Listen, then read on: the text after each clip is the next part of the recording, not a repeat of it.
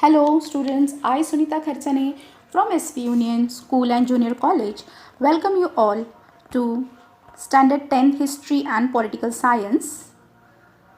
Chapter 1 Historiography Development in the West Part 1. Students, you have all learned in your previous classes that history is a science which tells us about the past events, and so we are going to learn one new word this year, and that is historiography. Historiography is a word formed by two words, history plus graphy, where history is a science which tells us about the past events and graphy means writing. So historiography means study of writings of the past events or histories. And this year we are going to learn about historiography, the development in the West, that is the historiography and the development in the European nations. Let us begin with the chapter. Historical research, writings and studies are carried out with an objective of understanding the chronology of the past events and the interconnections. This is a continuous process. Historical research, it is a technique to study the meaning of the past events.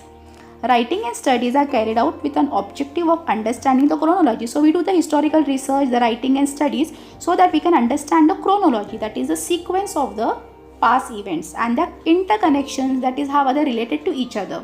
And this is a continuous process. Now see, here is an example over here. Indian national movement. So here you have a chronology, the sequence of the past events right from 1857 revolt, then 1885 Indian National Congress, Partition of Bengal of 1989, Muslim League 1906, Swadeshi movement of 1905 till Home Rule movement of 1950-1960 we have. So this is a chronology events or chronology of the past events.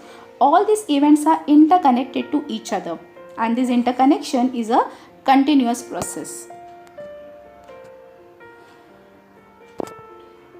In the physical and natural sciences, like physics, chemistry and biology, the empirical method, that is the laboratory method of experiment and observation, is used to verify the available knowledge.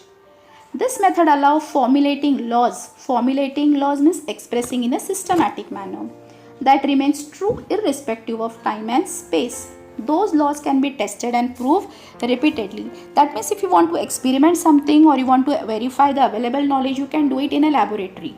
And you can make or you can formulate the laws. That means you can put it in a proper specific manner. And they remain same irrespective of time and space. For example, in physics, you have learned Newton's law of gravity. Now Newton's law of gravity is going to remain the same, except some minor changes may take place in it, but they are going to remain the same regardless of the time and space. So they are going to remain the same. So in sciences we have various theories, principles and laws. They are going to remain the same. They can be tested, they can be proved as many times as they can. So in physical and natural sciences, the laws, theorems and principles can be formulated. That means they can be expressed in a systematic way, and they are going to remain the same forever. They will not change.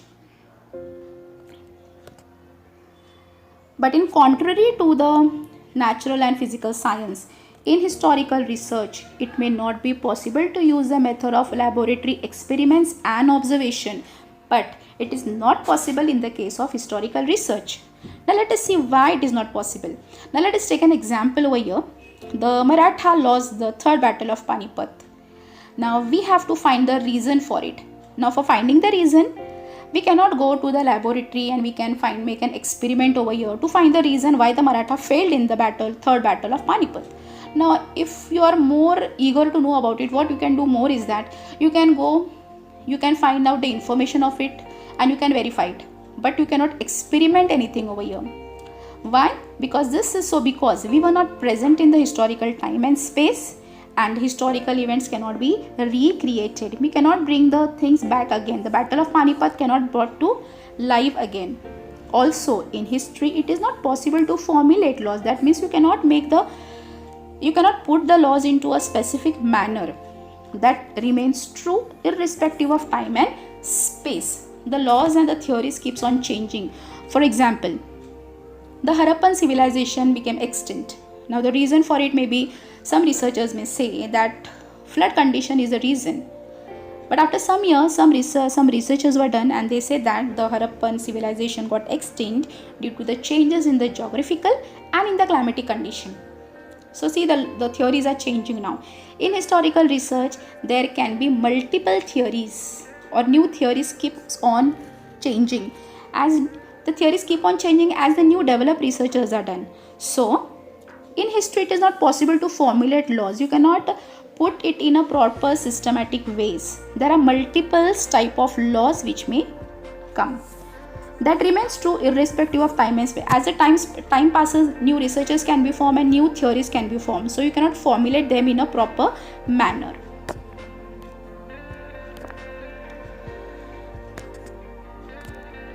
Now, like in scientific research, we need a scientist. So in historical research, we need a historical expert. Now here is an example how the historical experts are important. Suppose one of my friend tells me that his grandfather has a letter belonging to the time of Chhatrapati Shivaji Maharaj. Now you cannot trust upon the authenticity of the letter until and unless you take the help of some expert person. So what am I going to do is that to find the authenticity, or to find how much true or how much original the letter is, what I can do is that I can take the help of some expert. So what I am going to do is that to begin, we need an expert who knows the language and the script of the historical document in order to read it and understand its meaning. So this is my document. So I am going to take this document to an expert. Now that expert should know the language well, he should know the script well, he should understand the meaning of the script very well. Also, the expert can examine the authenticity. The authenticity means how much original the document is. Also, expert can examine the authenticity of document by using the criteria. So he can use such a criteria which I have highlighted over here. The lettering style he is going to check, author style of writing, the manufacturing date, the type of paper, the stamp of authority, all he will check. Such a document is further scrutinized. Scrutinized means again it is been examined closely and thoroughly by a historian with the help of relevant historical references. Suppose the expert takes the letter to some historian, and that historian, he has some historical document which belong to the time of Shivaji Maharaj, Chhatrapati Shivaji Maharaj. Then what is he going to do is that letter from the expert he will try to scrutinize. That means he will try to closely examine with that document which he has with him, and thus he can find the authenticity or how much original the letter is. Now, historical research method, writing of the historical narratives. So in this part of historical research method, we are going to see the steps of how to write the historical narrative. Now, historical research method, in that we are going to learn writing of historical narrative. Narrative means a spoken or a written account of the past events, that is called as a narrative. Now suppose we have to do the research. There is a proper method to be followed through which we can make an explanation and present it. Now for example, I have to make a movie about the life of Emperor Ashoka. So I am telling you an example of a historical narrative. What are the steps we are going to follow. Suppose I have to make a movie of Emperor Ashoka. So these are the steps what I am going to follow now. So this is the first step. Critically examining of various sources of history. So first, I am going to collect all the historical sources belonging to the time of Emperor Ashoka, that is the letters, the artifacts, the books, the photographs, the coins, the paintings, all belonging to the Emperor Ashoka. Then I will critically examine it. Second step, after that, examining relevant references of the available historical information. Now in this step, I will find some other references, that is some book or some research work which was done by some other expert. Then I will take my findings and I will try to examine the work very carefully with these references.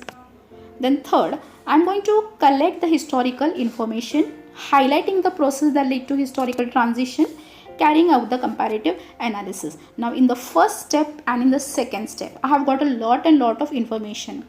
So what I am going to do is that I am going to arrange them. I am going to highlight the process that lead to the historical transition. Now many historical events took place in the life of Emperor Ashoka. Right from his birth, his coronation, the battles what he fought, then his achievements. Then I am going to highlight the process. Then I am going to put them properly. Then I am going to highlight the process that took place or those which brought the changes in the life of Emperor Ashoka, that is the historical transitions. Then carrying out comparative analysis. Now after that, I will compare my findings with the other available information done by some other expert. So from this comparison, I will find where is the place where I am lacking in my findings. The fourth one is understanding the references regarding time and space of the given of the historical events, and also various conceptual framework used in historical method. So conceptual framework over here, after understanding all the events in the life of Emperor Ashoka, I will make a conceptual framework. That means I will form my own pattern of studying it. That means I will make a pattern in a form of a table, or in a form of a chart, or in a form of a web diagram. Then I will put all the events from the life of Emperor Ashoka according to the time and space. That will be easy for me to study. Then I will study it deeply. Next step is formulating the relevant questions in view of historical references. Now my framework of Emperor Ashoka is ready. My conceptual framework is ready. My pattern or my method of studying the life of Emperor Ashoka is ready. Now from that, I will ask the relevant questions to my findings, for which I should get a relevant answer. If I get a relevant answer, then my findings are true. Last part, formulating hypothesis. That means now I am ready with all my findings, my researches. Now we have done finding, we have made the conceptual framework.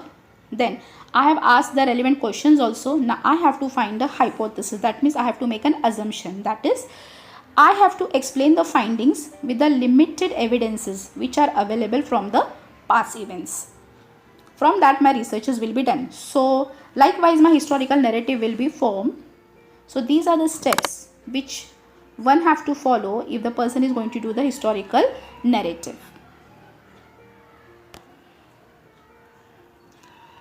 Methods of various disciplines used in a historical research. So when a person is doing a historical research, that person has to be expertise in various field. Now here is first field, that is the first discipline, you can say archaeology. Study of human history and prehistory through excavation of sites and analysis of artifacts and other physical remains. So you can see the archaeological sites over here. So this is a study of the study of the human history and prehistory through the excavation of the sites. This is called as the archaeology. This is one of the field in which the historian can, or his researchers can be expertise in. Next one is the archival science. Archival science, it is a study and theory of building and curating. Curating means maintaining archives. Archive means a collection of historical documents or records providing the information about people, place or institution, that is called as the archive, which are collection of documents, recording and data storage device. So these are the archives. This is our example of archival science. Manuscriptology. Manuscriptology, the study of history and literature through the use of handwritten document. So the study of handwritten document is called as a manuscriptology. Then we have the epigraphy. Epigraphy, study of inscription. Inscription means engraving on a writing on a hard surface, metal or a stone or a coin. Here you can see the inscription done on a rock. Here the inscription on a metal or on a coin also it is done. That is called as the epigraphy. So study of inscription is called epigraphy. Linguistics, scientific study of languages and structure, including study of grammar and phonetic, is called as the linguistics. Do you know? So here is a fragment of the earliest inscription belonging to the Sumer civilization in Mesopotamia. So the above picture shows a fragment of the earliest inscription. So this is the inscription. The forward marching file of soldiers holding shields and spears is seen here. Properly you can see over here the soldiers are holding the shields in their hands and the spears in the hands. You can see very properly over here. The general is in front. So in this picture you can see the general and all the soldiers are following him. The tradition of recording historical events. So this is a method of recording the historical event in a form of an inscription. The tradition of recording historical event can be traced back to Sumer civilization in Mesopotamia. Names of Sumerian kings and history of battles fought by them have been preserved in various inscriptions. The earliest inscription shown above date back to 4500 BCE. It records a battle fought between two kingdoms. This is now displayed at the Louvre Museum in France. So this inscription is been displayed in Louvre Museum in France. So this is the earliest civilization. This is a way how the history was been preserved in a form of the inscription. So this is the best example of the inscription of the earliest time. Then we have the another discipline of historical research, that is the lettering style, analysis of lettering style. Numismatics, study of the coins.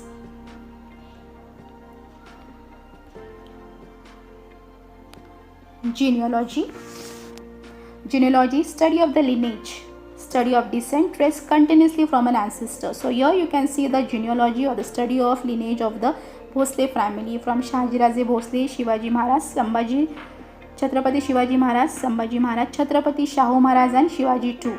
So this is a genealogy or the study of the lineage. So thus student, this is the end of first part of chapter 1 of historiography, development in the West. In the second part of the session, we will be learning about the types of historiography.